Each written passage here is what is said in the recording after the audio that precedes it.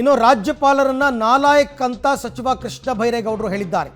ರಾಜ್ಯಪಾಲರು ದೆಹಲಿಯ ಏಜೆಂಟ್, ಅವರು ರಾಜ್ಯಪಾಲರಲ್ಲ, ನಾಲಾಯಕ್ ಗವರ್ನರ್ ಅಂತ ಕೃಷ್ಣ ಬೈರೇಗೌಡರು ಹೇಳಿದ್ದಾರೆ.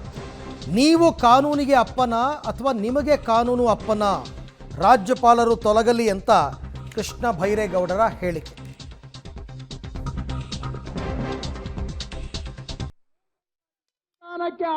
ಅಪಚಾರ ಮಾಡಿದವ್ರಿಗೆ, ಸಂವಿಧಾನಕ್ಕೆ ವಿರುದ್ಧವಾಗಿ ಕೆಲಸ ಮಾಡಿದವ್ರಿಗೆ ನಾವೇ ಘನತೆವೆತ್ತೋರು ಅಂತ ಹೇಳಕ್ಕೆ ಸಾಧ್ಯನಾ? ಸಂವಿಧಾನಕ್ಕೆ ಅಪಚಾರ ಮಾಡಿ ಕನ್ನಡಿಗರಿಂದ ಆಯ್ಕೆ ಆಗಿರೋ ಸರ್ಕಾರವನ್ನ ಕಿತ್ತಾಕೋದಕ್ಕೆ ಇಲ್ಲಿ ಬಂದು ಬಿಜೆಪಿ ಏಜೆಂಟ್ ಆಗಿ ಕೆಲಸ ಮಾಡ್ತಾ ಇರೋ ಈ ಗವರ್ನರು ಬಿಜೆಪಿ ಏಜೆಂಟ್ ಬಿಟ್ರೆ ಅವರು ಗವರ್ನರ್ ಅಲ್ಲ. ಗವರ್ನರ್ ಆಗಿ ಮುಂದುವರಿಯೋದಕ್ಕೆ ನಾಲಾಯಕ್ ಈ ಗವರ್ನರ್. ಹಾಗಾಗಿ ಹೇಳಿ, ನಾಲಾಯಕ್ಕು ಗವರ್ನರ್ಗೆ, ನಾಲಾಯಕ್ಕು ಗವರ್ನರ್ಗೆ,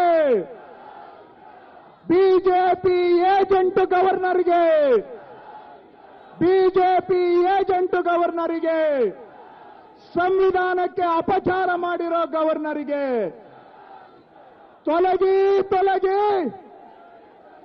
ತೊಲಗಿ ತೊಲಗಿ. ನಾನು ಗವರ್ನರ್ಗೆ ಕೇಳ್ತೇನೆ, ನಿಮ್ಗೆ ಏನಾದ್ರೂ ಮಾನ ಮರ್ಯಾದೆ ಇದೆಯಾ? ನಾಚಿಕೆ ಇದೆಯಾ? ಸಂವಿಧಾನಕ್ಕೆ ಅಪಚಾರ ಮಾಡಿದವ್ರಿಗೆ, ಸಂವಿಧಾನಕ್ಕೆ ವಿರುದ್ಧವಾಗಿ ಕೆಲಸ ಮಾಡಿದವ್ರಿಗೆ ನಾವೇ ಘನತೆವೆತ್ತೋರು ಅಂತ ಹೇಳಕ್ಕೆ ಸಾಧ್ಯನಾ?